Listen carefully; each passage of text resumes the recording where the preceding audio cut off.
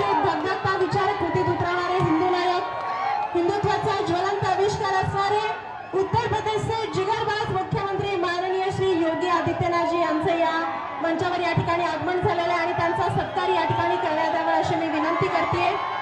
Bharatiya Janata party महायुतीचे उमेदवार माननीय रामभाऊ सातपुते यांच्या शुभहस्ते त्यांचा या ठिकाणी सत्कार या मंचावर संपन्न होतोय।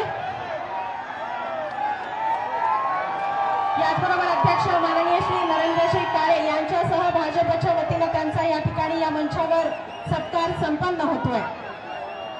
आजच्या या कार्यक्रमाचे अध्यक्ष माननीय श्री उत्तर प्रदेशचे मुख्यमंत्री माननीय श्री योगी आदित्यनाथजी यांचा सत्कार या मंचावर या ठिकाणी भारतीय जनता पार्टी पक्षाच्या वतीने माननीय श्री नरेंद्रजी काळे यांच्या शुभहस्ते या ठिकाणी संपन्न झाला आणि यानंतर या ठिकाणी मी मंचावर आमंत्रित करते हिंदुत्वाचा धगधगता विचार कृतीत उतरवणारे हिंदू नायक माननीय श्री योगी आदित्यनाथजी यांना जोरदार टाळ्याने आपण त्यांचं स्वागत करणार आहोत।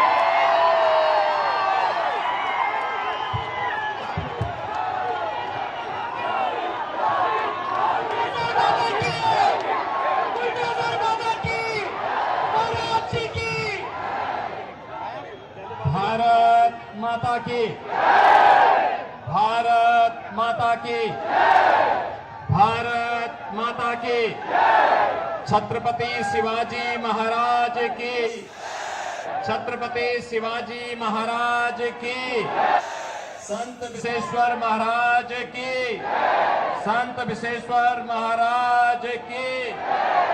जय श्री राम, जय जय श्री राम। मंच पर उपस्थित भारतीय जनता पार्टी के प्रदेश के अध्यक्ष अत्यंत कर्मठ कार्यकर्ता से चंद्रशेखर बावनकुळे जी, सांसद सोलापुर श्री जय सिद्धेश्वर महास्वामी, मंच पर उपस्थित यहां के विधायक श्री सुभाष देशमुख, श्री विजय कुमार देशमुख जी, श्री सचिन को कल्याण शेट्टी जी, माननीय मंत्री चंद्रकांत दादा पाटिल जी, भारतीय जनता पार्टी के जिला के अध्यक्ष श्री नरेंद्र काले जी, लोकसभा के संयोजक विक्रम देशमुख जी, लोकसभा के भारतीय जनता पार्टी के प्रत्याशी श्री राम सतपुते जी, संतोष पवार जी, मनीष काले जी और अभी मेरे साथ ही आज के इस कार्यक्रम में यहां पर उपस्थित महाराष्ट्र सरकार के मंत्री, शिवसेना के उपनेता माननीय श्री गुलाबराव पाटिल जी, भारतीय जनता पार्टी, एनसीपी, शिवसेना और एनडीए गठबंधन से जुड़े हुए हमारे सभी पदाधिकारीगण भारी संख्या में सोलापुर की इस प्रतिष्ठित लोकसभा सीट पर उपस्थित मेरे सभी उपस्थित बहनों और भाइयों, एक ऐसी पावन भूमि जिसके मध्य में रेवण सिद्ध, पश्चिम में भागवत का पंढरपुर, पूरब में स्वामी समर्थ जी का कलकोट, उत्तर में आई भवानी का तुलजापुर और दक्षिण में गुरुदेव दत्त जी का गाणनापुर स्थित है। ऐसी पावन धरा को कोटि कोटि नमन करते हुए मैं आप सभी का हृदय से अभिनंदन करता हूं, सादर अभिवादन करता हूं। बहनों और भाइयों, मैं उत्तर प्रदेश मर्यादा पुरुषोत्तम प्रभु श्री राम की पावन धरा से आपके बीच में कुछ अनुरोध करने के लिए आया हूं। सबसे पहले तो मैं आपका अभिनंदन और आपका स्वागत करता हूं और आपका आभार भी व्यक्त करता हूं कि श्री राम जन्मभूमि आंदोलन के दौरान महाराष्ट्र के हमारे सभी भाजपा शिवसेना के कार्यकर्ताओं ने, महाराष्ट्र के हमारे वीर कार्यकर्ताओं ने जिस आंदोलन में बढ़ चढ़ करके भाग लिया और उस दौरान राम जन्मभूमि मुक्ति के उस आंदोलन के साथ जुड़ करके सफलता अर्जित की, आज प्रधानमंत्री मोदी जी के प्रयास से और आप सबके सहयोग से अयोध्या में भगवान राम का भव्य मंदिर बन गया है। अयोध्या में प्रभु राम का यह भव्य मंदिर हम सब भारतवासियों के लिए भव्य भारत के राष्ट्र मंदिर का एक चित्रण प्रस्तुत करता है। बहनों और भाइयों, अयोध्या का राम मंदिर इस बात का संकेत है कि अगर हम एकजुट होकर के कार्य करेंगे तो सिद्धि हमें अवश्य प्राप्त होगी। कोई ताकत हमें रोक नहीं सकती है। मोदी जी ने, प्रधानमंत्री मोदी जी ने 10 वर्षों तक इस देश के अंदर अथक प्रयास करके उनके प्रयासों में बाबा साहब भीमराव अंबेडकर का संविधान, महात्मा फूले, सावित्रीबाई फूले और सरदेव बाला साहब ठाकरे के विचारों की प्रेरणा प्रधानमंत्री मोदी जी के एक एक कार्य में झलकती है और उसी का परिणाम है पूरे देश के अंदर चारों ओर एक ही स्वर से लोग आवाज उठा रहे हैं। बहनों और भाइयों, 2 चरणों के चुनाव संपन्न हो चुके हैं। 543 में से 191 सीटों पर चुनाव हो गए।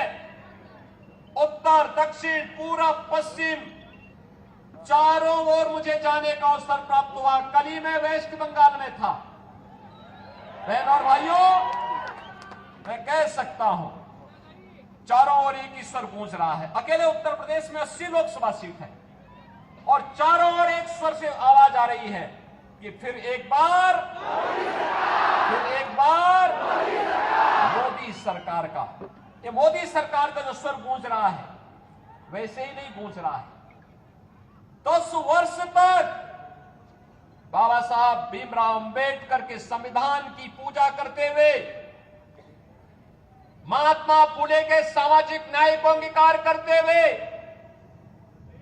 सावित्रीबाई फूले के महिला सशक्तिकरण के अभियान को आगे बढ़ाते हुए और सरदेव बाला साहब ठाकरे के हिंदुत्व की प्रचंड ज्वाला को आगे बढ़ाते हुए जो सिंहनाथ मोदी जी ने किया है, आज उसका परिणाम हम सबके सामने है। 140 करोड़ भारतवासियों का दुनिया के अंदर सम्मान बढ़ा है। भारत की सीमाएं सुरक्षित हुई हैं। एक सुरक्षित भारत किस रूप में सुरक्षित हुआ है? आज कोई भी देश, कोई भी दुश्मन भारत की सीमा का अतिक्रमण नहीं कर सकता। आतंकवाद, नक्सलवाद समाप्त, अगर कहीं जोर से पटाखा भी फूटता है तो पाकिस्तान पहले सफाई देता है कि मेरा हाथ नहीं है, क्योंकि इसे मालूम है ये नया भारत है, छेड़ता नहीं है। लेकिन अगर कोई छेड़ेगा तो फिर उसको छोड़ता भी नहीं है। ये नया भारत है, ये कांग्रेस के समय का भारत नहीं है कि कोई एक थप्पड़ मारता था वो कहता था अरे रुक जाओ यार, देखो कहीं माहौल खराब ना हो जाए। ऐसा नहीं है, अगर कोई थप्पड़ मारेगा तो जोरदार घूंसे से उसका जबड़ा तोड़ने की हिम्मत आज का भारत रखता है। और इसलिए बहनों और भाइयों, मैं आज आप सबको यही कहने के लिए आया हूं, डेवलपमेंट का कार्य मोदी जी ने 10 वर्ष में जो तैयार किया है, ये विकसित भारत की आधारशिला बन चुका है। भारत आज दुनिया की सबसे बड़ी उभरती हुई अर्थव्यवस्था के रूप में स्थापित हुआ है। कौन ऐसा सच्चा भारतीय होगा जो अपने देश को विकसित भारत के रूप में न देखना चाहता होगा। हर भारतवासी की इच्छा है, क्योंकि जब मेरा देश आत्मनिर्भर होगा, विकसित होगा, तो हर चेहरे पर खुशहाली होगी, हर नौजवान के हाथ में रोजगार होगा, हर किसान आत्मनिर्भर होगा, हर बहन और हर माताएं, हर बेटियां स्वावलंबन की ओर अग्रसर होंगी, हर श्रमिक खुशहाल जीवन व्यतीत करेगा, हर व्यापारी का व्यापार बढ़ेगा। और यही तो मोदी जी चाह रहे हैं। इसी भारत की परिकल्पना को साकार करने के लिए वे प्रयास कर रहे हैं। कांग्रेस ने तो गरीबी हटाओ का नारा दिया था, 65 वर्षों में गरीबी नहीं हटा पाए। मोदी जी ने मात्र 10 वर्ष में 25 करोड़ लोगों को गरीबी रेखा से ऊपर उठा करके खुशहाल जीवन व्यतीत करने के लिए छोड़ा। आज बहनों और भाइयों, पूरे देश के अंदर 80 करोड़ लोगों को फ्री में राशन मिल रहा है, 60 करोड़ लोगों को 5 लाख रुपए की आयुष्मान भारत की सुविधा मिल रही है, 50 करोड़ लोगों को जनधन अकाउंट खुल गए हैं। जो कांग्रेस पहले दिल्ली से आने वाले पैसे को, मुंबई से आने वाले पैसे को बंदर बांट कर देती थी, खा जाती थी, हड़प कर जाती थी, सेंधमारी करती थी, आज मोदी जी ने आपके लिए जनधन अकाउंट खोल दिया, पैसा सीधे उस अकाउंट में आएगा।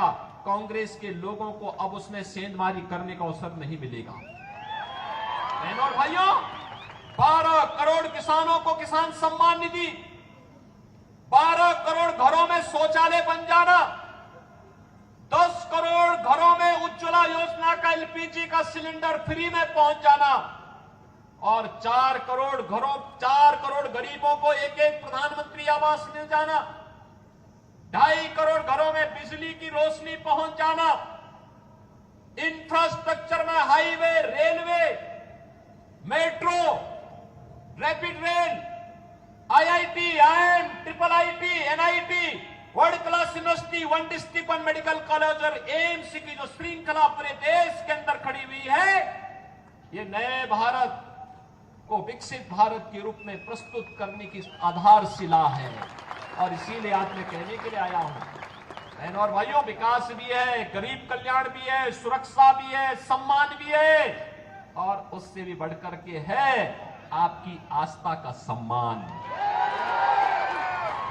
क्या अयोध्या में प्रभु रामलला का मंदिर ये कांग्रेस के लोग बना पाते क्या?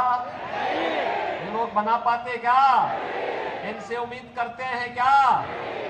कांग्रेस के लोग तो क्या कहते थे राम हुए ही नहीं, और जब राम मंदिर बन गया तो फिर कहते थे कि मंदिर की डेट कब, जब राम मंदिर के लिए जब फैसला हो रहा था तो ये क्या कहते थे कि अगर फैसला होगा तो खून की नदियां बहेंगी।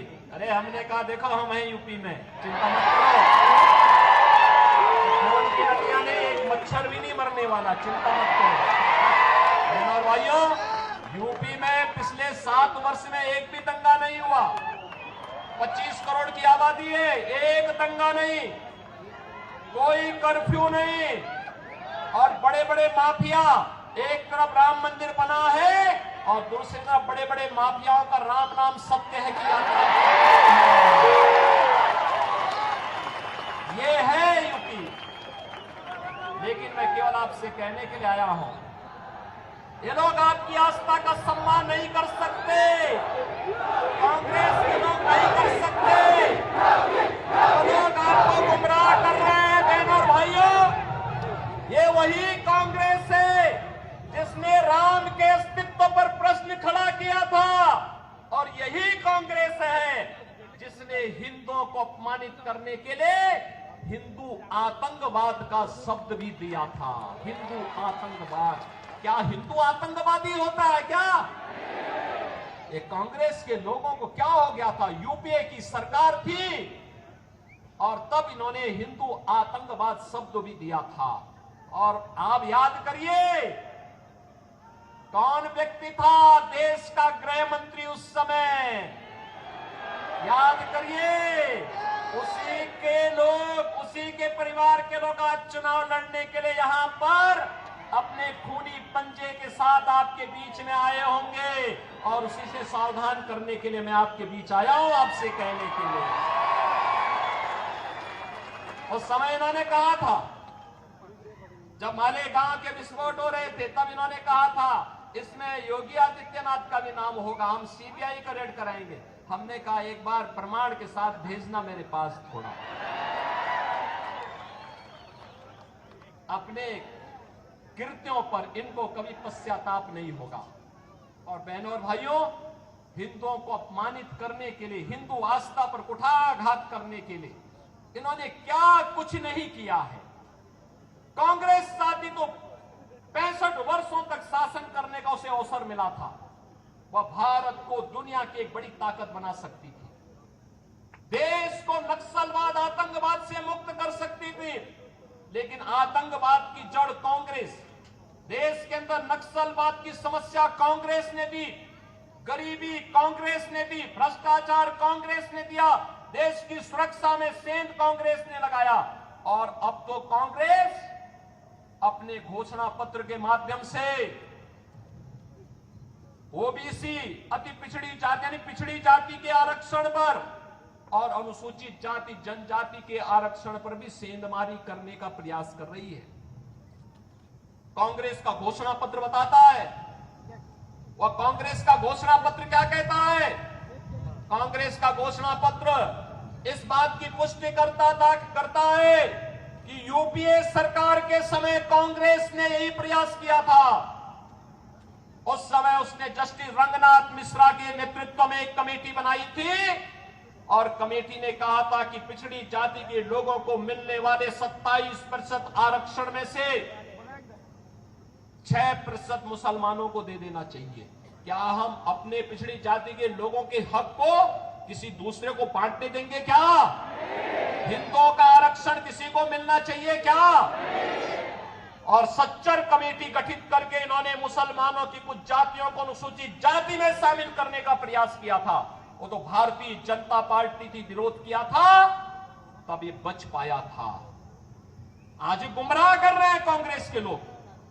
ये अनुसूचित जाति, जनजाति और पिछड़ी जाति के आरक्षण में सेंध लगाने के लिए आज कांग्रेस ने साजिश रच दी है, और इसीलिए अब वह तमाम प्रकार के झूठ का सहारा ले रही है।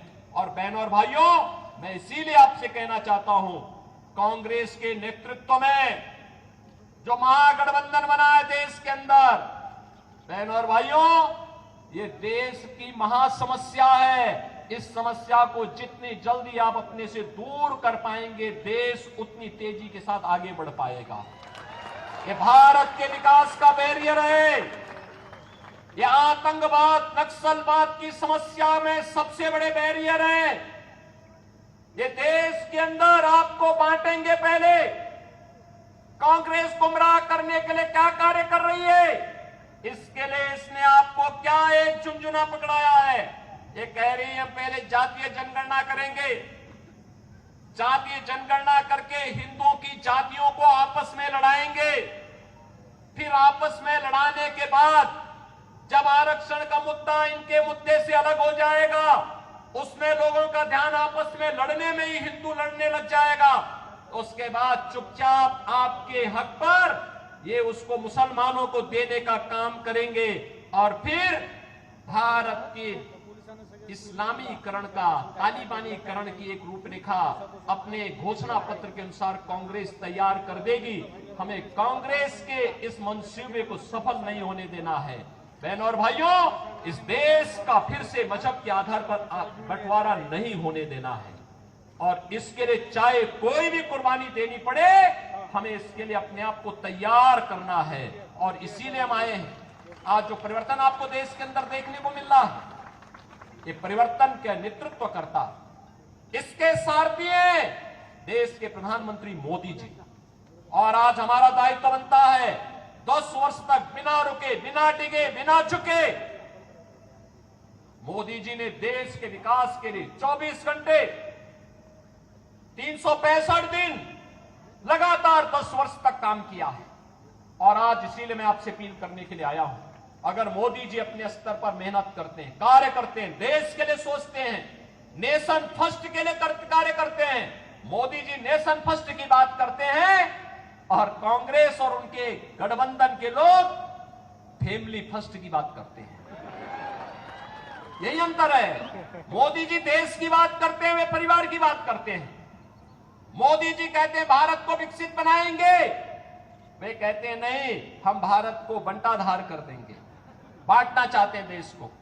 क्या भारत को बांटने वालों का साथ देंगे क्या? बहनों और भाइयों, देश के अंदर जो सुरक्षा का माहौल है, देश के अंदर विकास का जो माहौल है, भारत का जो दुनिया के अंदर सम्मान बढ़ा है, मोदी जी नेतृत्व करता है, मोदी जी को श्रेय जाता है, लेकिन उससे बढ़कर का श्रेय आपको है, क्योंकि आपने मोदी जी पे विश्वास किया है।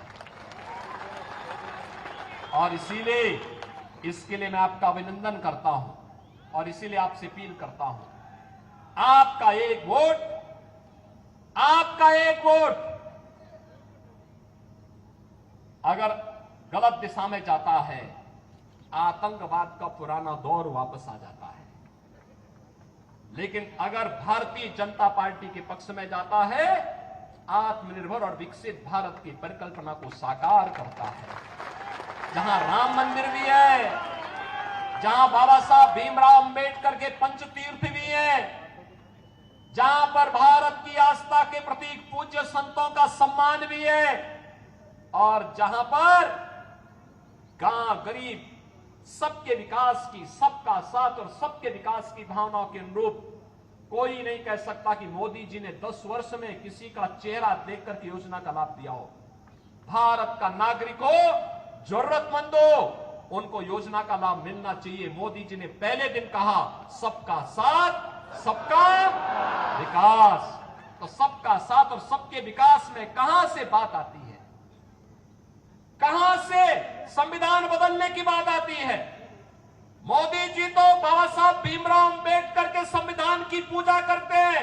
याद करिए, जब भारत का नया संसद बन रहा था, मोदी जी बाबा साहब भीमराव अंबेडकर जी के संविधान को सिर पे रख करके लेके जा रहे थे, कह रहे थे हमारे भारत का सबसे पवित्र ग्रंथ है, स्वतंत्र भारत का सबसे पवित्र ग्रंथ है। क्या कांग्रेस के लोगों ने कभी ये काम किया? कभी नहीं किया, करेंगे भी नहीं। इन्होंने तो बाबा साहब भीमराव अंबेडकर का जितना अपमान कांग्रेस ने किया, किसी और ने किया ही नहीं होगा। और इसलिए बहनों और भाइयों, इनके बहकावे में आने की आवश्यकता नहीं। याद रखना, जिन लोगों ने राम मंदिर के मार्ग में रोड़े अटकाए हैं, जिन लोगों ने हिंदुओं को आतंकवादी कहा है, हमारा वोट अगर उनकी तरफ जाता है तो बहनों और भाइयों, आने वाली पीढ़ी कभी हमें माफ नहीं करेगी, कभी माफ नहीं करेगी। और इसीलिए मैं आपसे अपील करने के लिए आया हूं, पूरे देश के अंदर जो आवाज है, एक ही आवाज है, एक ही स्वर है। जो राम को लाए हैं हम उनको, जो राम को लाए हैं हम उनको लाएंगे। और मोदी जी 500 वर्षों के बाद प्रभु राम को अयोध्या में विराजमान कराए हैं। और इसीलिए मैं आप सबसे अपील करूंगा कि मोदी जी को फिर से हम देश की सत्ता सौंपेंगे। ये सोलापुर का संकल्प होना चाहिए। सहमत है? सहमत है? सभी लोग सहमत हैं? श्री राम भाई सतपुते को भारी बहुमत से विजयी बना के भेजेंगे, लेकिन आपको घर घर जाना पड़ेगा, मोदी जी का प्रतिनिधि बन करके जाना पड़ेगा। जाएंगे? श्री चंद्रशेखर बावनकुले जी का प्रतिनिधि बनकर के जाना पड़ेगा, जाएंगे। श्री देवेंद्र फडणवीस का प्रतिनिधि बनकर के जाना पड़ेगा, जाएंगे। मुख्यमंत्री शिंदे जी का प्रतिनिधि बनकर के जाना पड़ेगा, जाएंगे। सभी लोग सहमत हैं? बहनों और भाइयों, बहुमत से विजयी बनाएंगे तो आपको भी हम आश्वासन देते हैं, जैसा परिवर्तन आपको यूपी में दिखाई दिया है वैसे परिवर्तन को देश के अंदर भारतीय जनता पार्टी सरकारों के अंदर देखने को मिलेगा। सहमत है ना? सभी लोग सहमत हैं? तो फिर मेरे साथ बोलेंगे, भारत माता की, भारत माता की, भारत माता की, वंदे वंदे वंदे।